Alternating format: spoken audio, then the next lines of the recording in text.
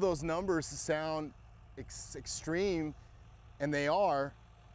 I'm afraid they could be even more, devastating, and the numbers could be much higher. The most recent study released by the University of California at Davis warns this may be the greatest water loss ever seen in California agriculture. We used to think $300 an acre foot was considered expensive.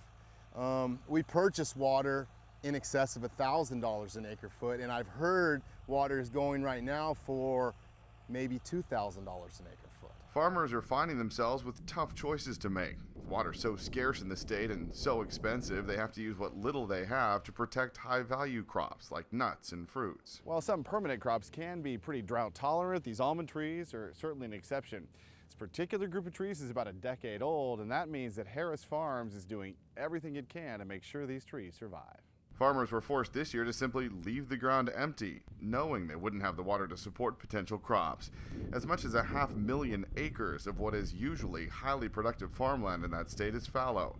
Harris Farms alone has nearly 10,000 acres with nothing growing, simply sitting and waiting for more water. Based on amount of water that we have available, we can reduce our amount of row crops to adjust.